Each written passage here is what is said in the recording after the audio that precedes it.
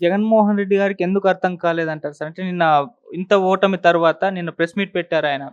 మాట్లాడుతూ భావోద్వేగానికి గురై అసలు బయటకొస్తున్న కన్నీని ఆపుకుంటూ మరి మాట్లాడారు. అంతమంది మహిళలకు మేమెంతో చేశాము. ఆ అక్క చెల్లెమ్మలన్నీ ఓట్లెక్కడికి పోయాయో తెలీదు. రైతన్నలకెంతో చేశాము. ఆటో డ్రైవర్లకెంతో చేశాము. వాళ్ళందరి ఓట్లు ఏమైపోయాయో తెలీదు అని జెప్పేసి తనని దానికి క్వెషన్ చేసుకోవడం జూసాం. అంటే మామూలుగా ముందు నుంచి కూడా వాళ్ళు చెప్తూ వచ్చారు. మహిళలందరూ మాకే ఓట్లేస్తారు. ముసలి వాళ్ళందరూ కూడా మాకే ఓట్లేస్తారు. వాళ్ళందరూ ఓట్లు అసలు ఇప్పుడేమైపోయినయి? నేను చెప్పాను. హ్మ్. మహిళా ఓటర్లు పెరిగినారు. అవును. ముసలి వారు ఓటింగ్ పెరిగినారు. హ్మ్. ఓటింగ్ శాతం పెరిగింది అనుకూలమని ప్రశ్న వేసినప్పుడు, హ్మ్. ఈ ఓటింగ్ శాతం పెరిగేదానికి ఇవేవి కారణాలు కాదు. ఓకే. కేవలం డబ్బు ఇచ్చినారు. ఇటు సైడ్ 2000, అటు సైడ్ 2000. ఇతను ఇంకొకటి ఏమిట్రా అనంటే, ఈ వ్యాపారం చేసినారు. హ్మ్. రాజకీయం కాదు, వ్యాపారం చేసినారు. అలా ఫస్ట్ టైం నన్ను చూడండి, నేను ఒక మారు గెలిపించినప్పుడు రూ. 1000 అనేది, ఓటుకు రూ. 1000 అనేది సామాన్యం చేసేసినాడు. అవును. ఇప్పుడు రూ. 2000 అనేది కామన్ చేసినాడు. హ్మ్. అంటే ధనవంతులే రాజకీయాల్లోకి వచ్చేది. వాళ్ళకు ధనవంతులకేమి, ఇంత పెట్టుబడి పెట్టి వచ్చినాక వాళ్ళ వ్యాపారాలు వాళ్ళు చూసుకుంటారు. హ్మ్. ప్రజల సంక్షేమాన్ని గురించి వాళ్ళు ఆలోచన చేయరు. అటువంటి వచ్చి కనీసం ఈయనకు చెప్పేదానికి కూడా ఈడ ఇట్లా జరుగుతుంది, ఇది ఇబ్బంది ఉంది, ఇది కష్టం ఉంది అని చెప్పేదానికి కూడా అవకాశం లేని పరిస్థితి. ఓకే. ఒకవేళ చెప్పినా వినే పరిస్థితి లేదు. వాళ్ళకు ఇంటర్వ్యూలే లేవు. వాళ్ళకు ఈ విచారించే ఓపిక వాళ్ళకు లేదు. వాళ్ళ వ్యాపారాలు, వాళ్ళ కథ, వాళ్ళు ఎట్లా డబ్బు సంపాదించుకోవాలో వాళ్ళు అట్లా అట్లా పడిపోయినారు. ఇతనికి విషయం తెలియలేదు. ఇప్పుడు తాత ఆవకు ఓట్లు ఇచ్చినాను, ఎందుకు ఓట్లు వేయలేదు, వీళ్ళకి ఆటో వాళ్ళకి ఇచ్చినా ఓట్లు వేయలేదంటే, ఆటో వానికి ఇస్తేవి వెంటనే పోలీసు వాళ్ళు పట్టుకోవడము, చలానా చేసి అది అయిపోజేసినారు. హ్మ్. తాత వాళ్ళకి ఇచ్చే ఈయనక వాళ్ళ ఒక్క పొడికి కూడా చాలకుండా ధరలు పెరిగిపోయినాయి. ఏదైతే ఇంగా నీవు ఇచ్చినావు కానీ సంక్షేమ కార్యక్రమాలు, ధరలు పెరిగిన దానివల్ల సంక్షేమ కార్యక్రమాలకు ఇచ్చిన డబ్బు కంటే అధికంగా పోయింది. వాళ్ళు సంపాదించుకునే డబ్బు కూడా పోయింది.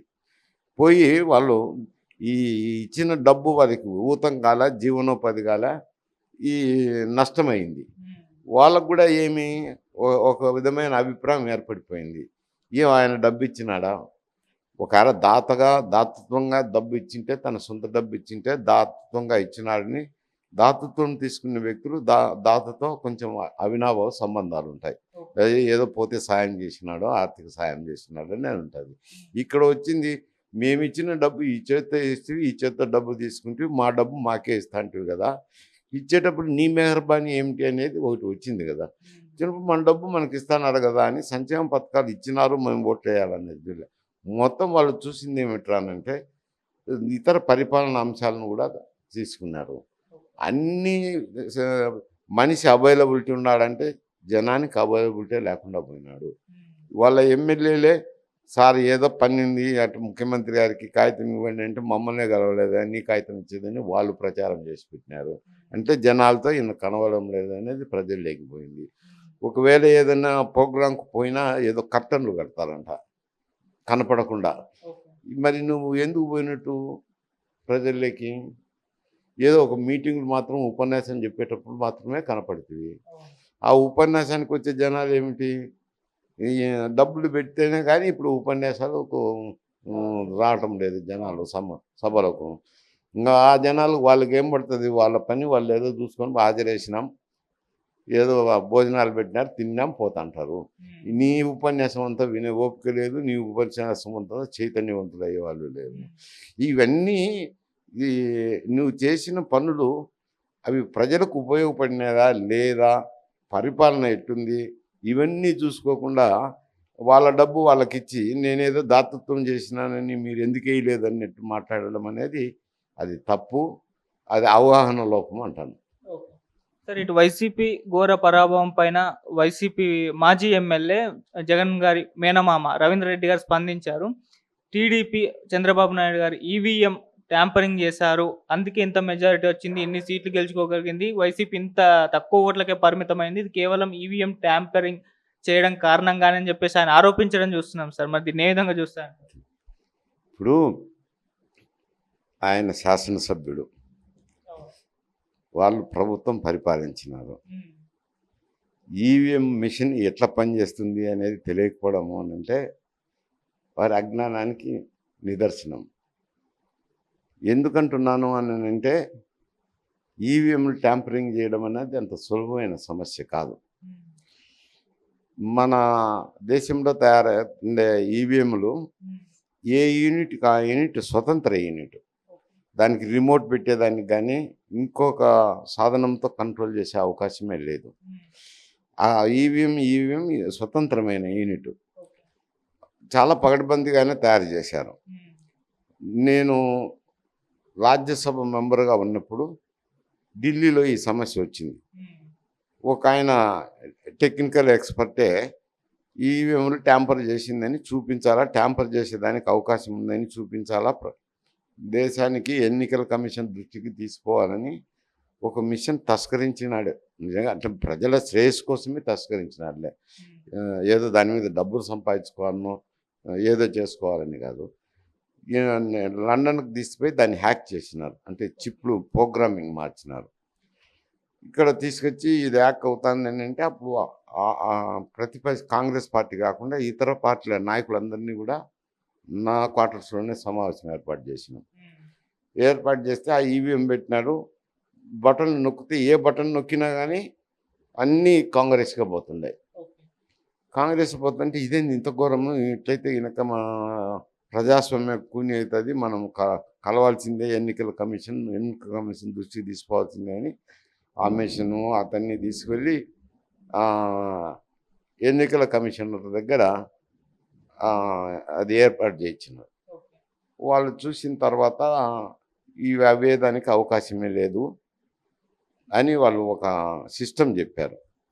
ఏమి రానంటే ఆయన ఏదో ఒక మిషన్ తీసుకోవచ్చు, మిషన్ చేతిలోకి వస్తే ట్యాంపర్ చేయొచ్చు, కాదండి. ఈ మిషన్ చేతిలోకి రాకుండా ట్యాంపర్ చేసేదానికి అవకాశం లేదు. ట్యాంపర్ అయినా గుర్తించేదానికి మేము ఒక పద్ధతి పెట్టినాము. ఎందుకంటే మిషన్లన్నీ డిఆర్ఓ దగ్గర ఉంటాయి. జిల్లా మొత్తం సంబంధించిన ఈవీఎంలన్నీ డిఆర్ఓ కంట్రోల్లో ఉంటాయి. డిఆర్ఓ ఎన్నికల నోటిఫికేషన్ అయిపోయిన తర్వాత ఎన్నికల ఈవీఎంలు తరలించేటప్పుడు జిల్లా స్థాయిలో పొలిటికల్ పార్టీస్ ఉంటారు కదా, వాళ్ళ ప్రతినిధులను పిలుస్తారు. పిలిచి ఒక 10 మిషన్లు డెమో ప్రదర్శన చేసి చూసిన తర్వాత సాటిస్ఫై అయినాక ఆ మిషన్లు తాలూకా నియోజకవర్గాలకు పంపిస్తారు. నియోజకవర్గాల్లో అప్పటికి అభ్యర్థులు వచ్చింటారు. అభ్యర్థుల యొక్క ఏజెంట్లను పంపించమంటారు. వాళ్ళను ఆ నియోజకవర్గంలో ఉన్న ఈవీఎంలో నుంచి ఒక 10 తీసుకొని డెమో చేయిస్తారు. డెమో చేసి సాటిస్ఫై అయినాక మళ్ళా ఈ పోలింగ్ స్టేషన్లకు పంపిస్తారు. పోలింగ్ స్టేషన్ పోయినాక పోలింగ్ బూత్లో ఈవీఎంలు పెట్టినప్పుడు ఆ ఈవీఎంలను క్యాండిడేట్ల తరఫున ఏజెంట్లు ఉంటారు గ్రామ స్థాయిలో పోలింగ్. ఆ ఏజెంట్లను పిలిపించి ఒక 100 ఓట్లు డెమో చేస్తారు. చేసి కరెక్ట్గా ఉందన్నాక సీల్ చేసి ఓటింగ్కి పెడతారు. ఇన్ని జరిగినాక అవి ట్యాంపర్ అవుతాయి. వాళ్ళు చూసింటారు కదా, వాళ్ళ ఏజెంట్లు చూసింటారు కదా. అందులో మిషన్ దొరికితే ట్యాంపర్ చేస్తారు. ఎన్ని మిషన్లన్నీ ట్యాంపర్ చేయగలరు దేశం? ఆంధ్రప్రదేశ్ మొత్తం మీద ఎన్ని ఈవీఎంలు ట్యాంపర్ చేయాలంటే అది అరివయ్యే పనే కాదు. ఒక పరిశ్రమ పెట్టాలా, ఒక కార్ఖానా పెట్టి ఒక 2-3 సంవత్సరాల నుంచి పనిచేస్తే కానీ అన్ని ఈవీఎంలు ట్యాంపర్ కావు. ట్యాంపర్ చేసిన ఈ డెమోలో దొరికిపోతుంది కదా, పోలింగ్ బూత్ స్థాయికి వచ్చి తెలియకుండా పోయేది ఏముంది అంటే ఇది ఓడిపోయిన ప్రతి ఒక్కరూ ఈవీఎంలు ట్యాంపర్ చేసినారనేది ఒకటి వచ్చింది. దానికి తోడు అప్పుడు జరిగిందంటుంది కదా, జరిగినాక ఈవీప్యాట్లని వచ్చి పెట్టినారు. ఎందుకంటే నువ్వు వేసిన ఓటు వాడ ఉంటుంది, నీకు అనుమానం వస్తే టాలీ చేసుకోవచ్చు కదా. ఈవీప్యాట్లో ఉన్న ఓట్లతోనూ ఈ రికార్డ్ అయిన ఓట్లతోనూ టాలీ చేసుకోవచ్చు. ఇంత ప్రొసీజర్ ఉన్నాక ఇంత జనరలైజ్డ్గా ఇంత ల్యాండ్ స్లైడ్ విక్టరీలో ఈవీఎంలు ట్యాప్ అయినది అనేది అది వారి అజ్ఞానం తప్పనించి అంతకు మించి ఏం లేదు అంటారు. నేను ఒక పార్టీ తరఫున మాట్లాడడం లేదు, జనరల్గా జరిగే ఏడ ఓడిపోయినా ఈవీఎంలు ట్యాంపర్ చేసినారని ఒక అలిగేషన్ ఎత్తంటారు. సామాన్య జనానికి తెలియక ఏమన్నా అయినా ఏమని అనుకుంటారు. కానీ మాలాంటి వాళ్ళు తెలిసిన వాళ్ళు అయితే ఇది అయ్యేదానికి లేదు, ఇదేదో ఆరోపణలు చేసుకునే దానికని మేమైతే చెప్తాం.